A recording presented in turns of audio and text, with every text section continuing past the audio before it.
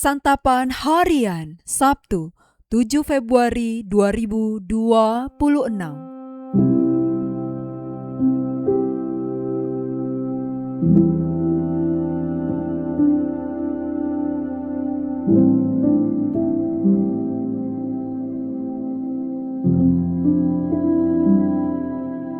Inilah program Santapan Harian, sebuah program yang mengajak Anda menelusuri isi Alkitab, agar Anda menemukan makna firman Tuhan sesuai dengan konteksnya.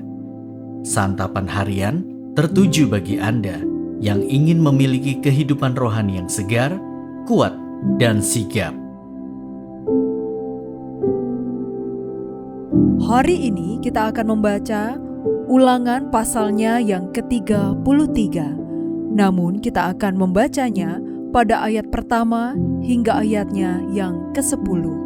Sebelumnya, mari kita berdoa. Begitu terang sang surya menyinari bumi, namun lebih terang firman-Mu bagi perjalanan hidup kami.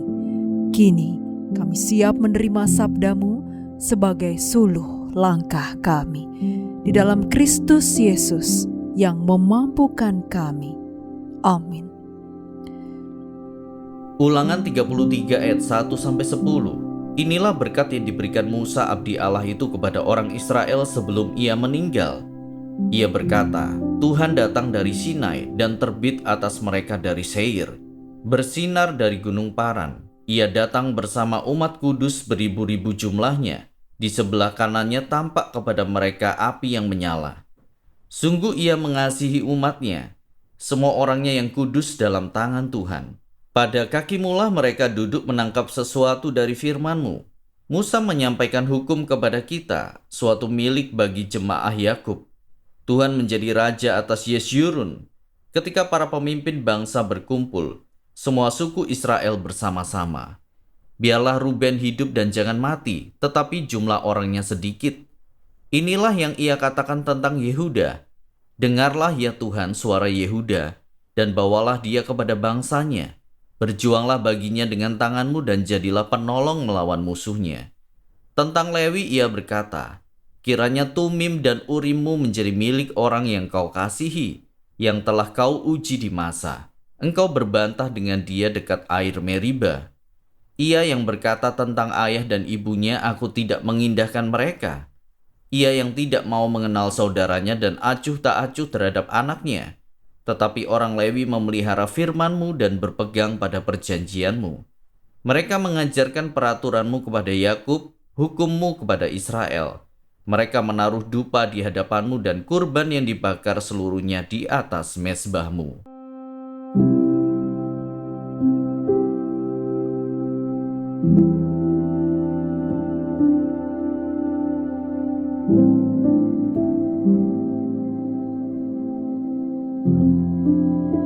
Sahabat Scripture Union Indonesia, hukuman Allah bukanlah akhir bagi orang percaya. Ketika kita setia, hukuman dapat berubah menjadi berkat. Sebelum meninggal, Musa memberkati suku-suku Israel. Fokus kita ada pada berkat Musa terhadap Lewi. Imam-imam adalah keturunan Lewi dari Harun. Musa berkata, kiranya Tumim dan Urim-Mu menjadi milik orang yang Kau kasihi, yang telah Kau uji di masa. Engkau berbantah dengan dia dekat air Meriba. Tumim dan Urim dipakai oleh imam besar sebagai sarana untuk bertanya kepada Allah. Lewi di sini disebut sebagai orang yang dikasihi Allah karena mereka lulus dalam ujian di tempat ujian dan dalam tantangan di tempat tantangan. Dalam hal ini, masa dapat disebut sebagai tempat ujian, sedangkan Meriba sebagai tempat tantangan. Ujian yang dimaksudkan adalah peristiwa lembu emas di mana Lewi berpihak kepada Allah dan menaati perintah Musa untuk membunuh siapa saja yang telah menyembah lembu emas, termasuk saudara mereka. Karena itu dikatakan tentang Lewi, tetapi orang Lewi memelihara firman-Mu dan berpegang pada perjanjian-Mu.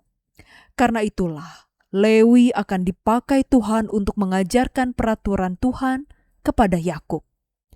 Sebelum peristiwa lembu emas, yang seharusnya melayani Tuhan adalah anak sulung yang telah Allah selamatkan dalam Tulah ke-10. Setelah itu, Lewi menggantikan anak sulung melayani Tuhan. Oleh karenanya, Lewi tidak mendapatkan tanah, tetapi mendapat 48 kota yang diberikan oleh 12 suku. Artinya, Lewi tersebar di seluruh Israel. Sebelum meninggal dunia, Yakub menghukum Simeon dan Lewi karena peristiwa Dina, yaitu mereka akan diserahkan di antara anak-anak Israel. Namun demikian, terseraknya Lewi di seluruh tanah Israel justru mempermudah mereka dalam mengajarkan firman Allah. Dengan demikian, hukuman yang diterima Lewi tersebut telah berubah menjadi berkat oleh karena kesetiaan mereka. Mari kita berdoa. Kristus yang mengasihi kami, terima kasih karena hukuman-Mu bukan untuk membinasakan, tetapi untuk membawa kami kembali pada jalan yang benar. Biarlah setiap teguran-Mu menjadi berkat yang memulihkan hati dan iman kami kepadamu. Di dalam nama-Mu, Yesus Kristus, kami berdoa. Amin.